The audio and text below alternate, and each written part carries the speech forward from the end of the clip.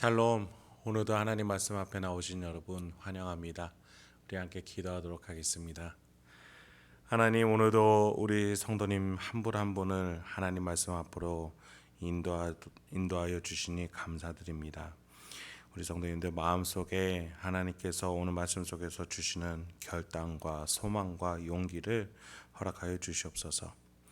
주님, 오늘 이제 말씀을 듣고 하루를 살아야 됩니다. 하나님께서 오늘 살아갈 그 현장 속에서 주님께서 계획하시고 또 주시고자 하시는 그 힘들 오늘 이 시간부터 허락하여 주시옵소서. 예수님의 이름으로 기도했습니다. 아멘. 오늘 함께 살펴볼 말씀은 예레미야 37장 11절에서 21절입니다. 예레미야서 37장 11절에서 21절을 함께 살펴보도록 하겠습니다. 어제 본문에서 애국 군대 때문에 바벨론 군대가 예루살렘 포위를 포기하고 떠날지라도 다시 올 것이다. 그렇게 성경은 기록하고 있었습니다. 그 예언은 시드기야 왕에게는 너무나도 받아들이기 힘든 예언이었을 겁니다.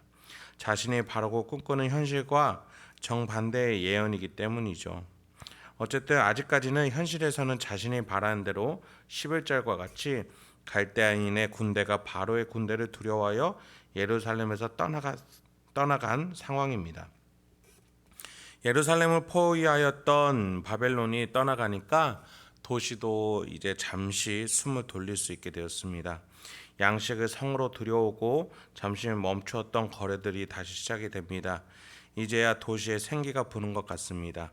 예레미야도 이 시기를 통해서 하나님께서 베냐민 땅의 유업을 이으라고 했던 그 땅을 사라고 했던 그 땅에 거래하라고 했던 그때의 일을 기억하면서 이때 예루살렘에서 나와 삼촌 땅이 있는 고향 베냐민 땅에 도착하게 되었습니다. 그런데 한 사람이 예레미야의 길을 막아섰습니다. 그것이 12절부터 15절입니다.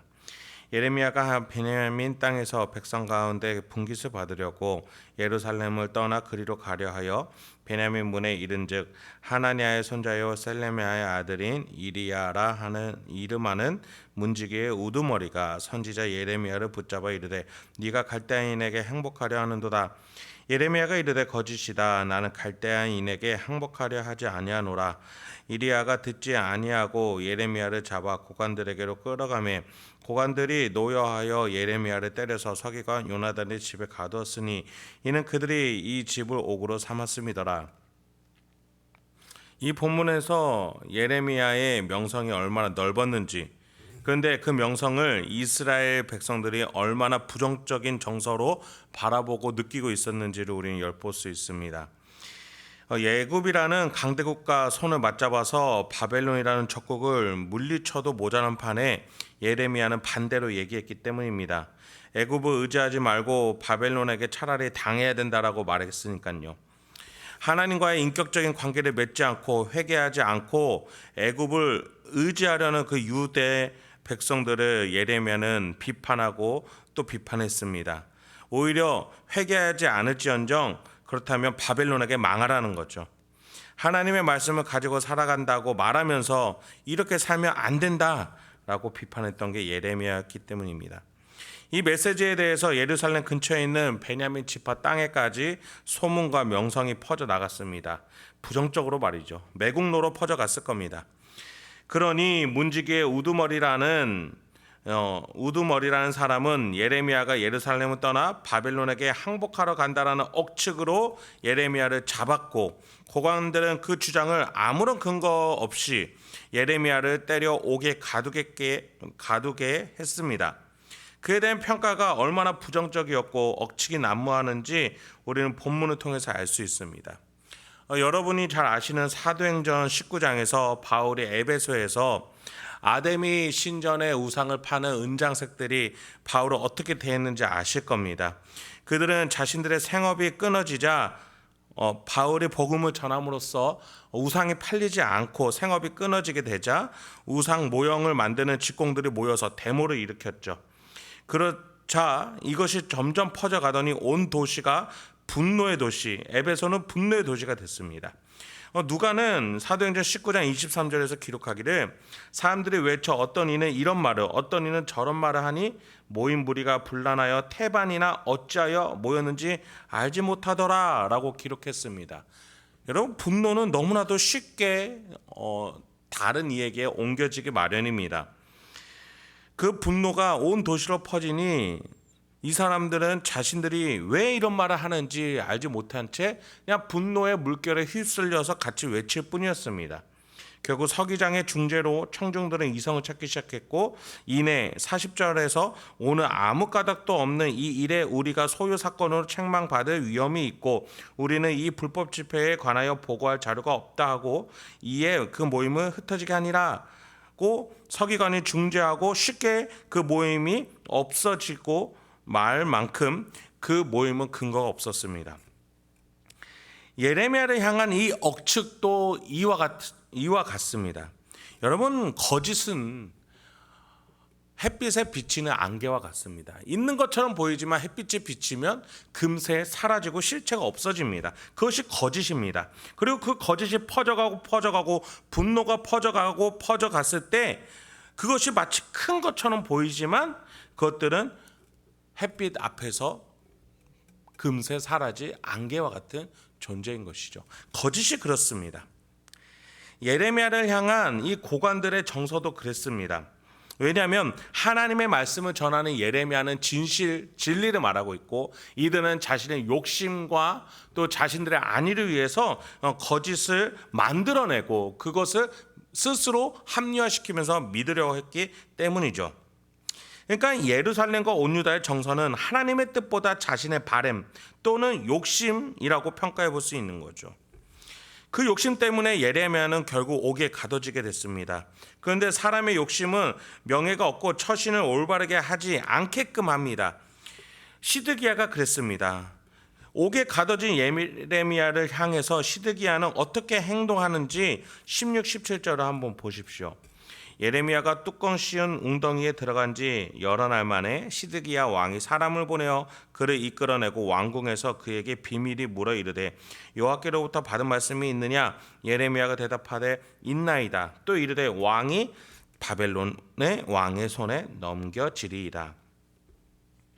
여러분, 예레미야가 가둬진 감옥은 사실 정식적인 감옥이 아닙니다.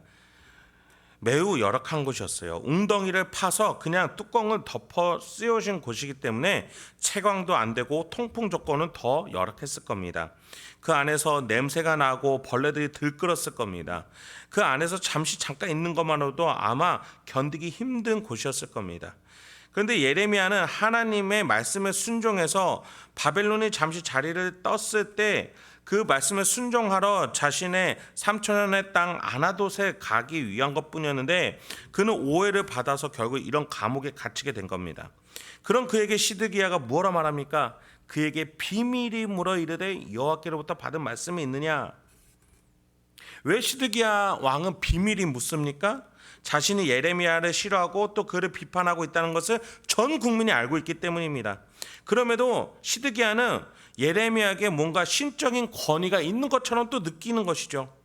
그러니까 백성들의 눈치를 보았다가 또 하나님의 눈치를 보았다가 전에 설교에서 말씀드린 것처럼 시드기야는 정말 차지도 않고 뜨겁지도 않고 쓸데없는 정말 주님의 입에서 뱉어질 만한 그런 마음을 가지고 그런 심령을 가지고 좌우를 재가면서 살아가고 있는 자였던 겁니다.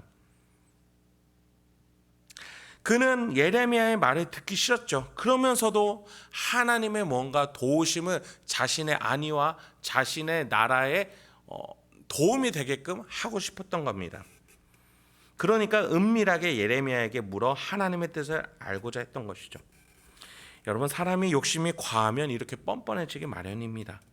욕심에 눈이 멀며 영적으로 얻어질 뿐만 아니라 자신의 처신에 있어서도 좌우 앞뒤를 분간하지 못합니다. 그런 시드기야에게 예레미야는 그 구덩이 감옥 속에서 왕궁으로 비밀리에 와서 왕 앞에서 뭐라 말합니까? 하나님의 응답이 있지요. 시드기야 왕이여, 당신은 바벨론 왕에게 다시 잡혀갈 겁니다. 여러분, 예레미야는 자신의 심령 속에 욕심을 버렸습니다. 하나님의 말씀을 순종하러 그 아나도 땅을 사러 그 가는 그 길에 잡혔던 그 예레미야에게 하나님에 대한 원망보다 하나님의 말씀에 순종하고 그 말씀을 대언해야 된다라는 그 진리를 향한 열정이 더 앞에 있었던 겁니다. 참 시드기야와 대조가 되는 부분이 아닐 수 없습니다. 여러분, 사람의 욕심은 사람의 의지와 주관으로 다스려지는 것이 아닙니다. 자신이 여태까지 가지고 있던 평소의 생각이 반영되어 만들어진 것이 바로 욕심이라는 괴물 같은 욕망입니다. 그렇기 때문에 단순간에 의지로 컨트롤이 되지 않습니다. 그게 바로 시드기야의 모습입니다. 그러나 하나님의 말씀이 이해되지 않아도 순종해왔던 예레미야를 보십시오. 옥에 갇혀진 상태였고 너무나도 열악하고 하나님에 대해서 질문을 던질 법한 상황임에도 그는 왕 앞에서 하나님의 말씀을 똑똑하게 전달합니다. 그렇습니다. 신앙은 일상생활과 평소의 태도로 만들어지는 것이지 한순간 받은 은혜로 만들어지는 게 아닙니다. 예레미야가 18절에 이어서 말하는 것을 한번 들어보십시오. 예레미야가 다시 시드기야 왕에게 이르되 내가 왕에게나 왕의 신하에게나 이 백성에게 무슨 죄를 범하였기에 나를 옥에 가두었나이까. 바벨론의 왕이 와서 왕과 이 땅을 차지 아니하리라고 예언한 왕의 선지자들이 이제 어디 있나이까.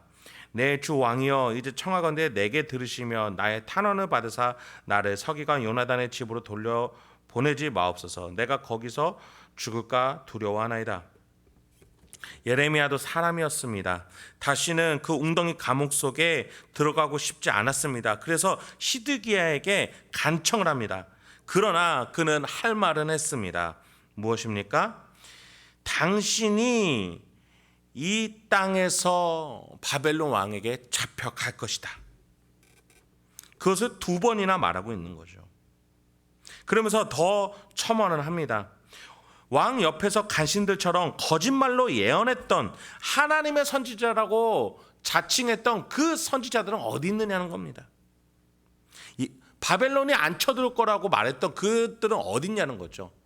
지금 쳐들어왔지 않습니까? 애굽 때문에 잠시 떠나가 있지만 그 바벨론 또 다시 올 거라는 겁니다. 시드기야가 이때 자신의 욕망을 조금 벗어던지고 이성을 잠깐 찾았던 것 같습니다. 마치 에베소 청중들처럼 말이죠. 욕심이라는 안개가 거치니 그는 이제 이성을 되찾아 예레미야를 서기관의 웅덩이 감옥이 아니라 정식 감옥들에 거기에 머물게 했습니다. 21절입니다. 이에 시드기야 왕이 명령하여 예레미야를 감옥들에 두고 떡 만드는 자의 거리에서 매일 떡 1개씩 그에게 주게 하며 성중에 떡이 떨어질 때까지 이르느니라. 예레미야가 감옥들에 머무느니라. 이 감옥들에 있다는 것은 여전히 왕의 영역 안에 가둬놨다는 뜻입니다. 그러나 그는 한결 안락하고 보호받을 수 있는 곳에 머물게 되었습니다. 만약에 이 당시에 예레미야가 이 왕과의 대면을 마치고 집으로 돌아가게 됐다면 아마 백성들에게 위협을 받았을지도 모르겠습니다. 왜냐하면 매국노 취급을 받았고 또 그는 이런 부정적인 영향 가운데 있었기 때문입니다. 그래서 오히려 박윤선 박사님은 이 예레미야의 상황이 하나님이 그를 안전하게 지키시기 위해서 베푸신 섭니다라고 해석을 하시기도 했습니다. 그렇습니다. 여러분, 하나님의 예언은 반드시 성취되고 그 메시지를 전한 예레미야는 옳았습니다. 왕의 욕심은 틀렸고 그와 그의 신하와 거짓 선지자들은 욕심과 야망, 욕망에 가득 차서 거짓의 마음으로 일관했던 겁니다. 우리의 욕심과 욕망은 우리의 눈과 이성을 마비시킵니다. 그래서 보아야 할 것을 보지 못하게 하고 생각해야 할 것을 생각하지 못하게 합니다. 그래서 긍정적인 마음은 때로는 우리를 마비시킬 때도 있습니다. 괜찮아, 나는 할 수 있어. 이러한 근거 없는 자신감은 우리를 마비시킵니다. 오히려 하나님 앞에서 나 자신을 돌아보면서 하나님, 내가 도움이 필요합니다. 나는 하나님의 돌보심이 필요합니다. 예수님의 십자가 아래서 내 죄를 드러내시고 내가 그 죄로부터 자유케 하여 주시옵소서. 그냥 죄를 덮어두고 괜찮아라고 나 자신을 안위하고 나를 합리화하는 것이 아니라 하나님 앞에서 죄인임을 고백하면서 하나님의 도우심을 받아서 우리가 평안과 화평을 얻는 것이 먼저일 것입니다. 하나님께로부터 고침을 받는 인생이야말로 의롭고 성결한 인생이 될 줄 믿습니다. 오늘 하루도 하나님 앞에 순종하시면서 또 십자가 앞에서 하나님의 도우심을 받으시면서 욕심과 욕망을 이겨내고 하나님 뜻대로 순종하며 살아가시는 저와 여러분이 되길 소망합니다. 함께 기도하도록 하겠습니다.